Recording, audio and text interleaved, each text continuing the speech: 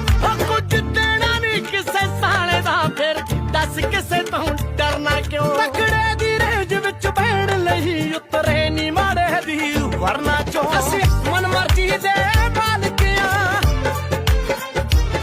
ਓਏ ਅਸੀਂ ਮਨ ਮਰਜ਼ੀ ਦੇ ਮਾਲਕੀਆਂ, ਬੰਨੇ ਨੀ ਕਿਸੇ ਦੇ ਆਊਟਰ ਦੇ ਨਾ ਇੱਧਰ ਦੇ ਨਾ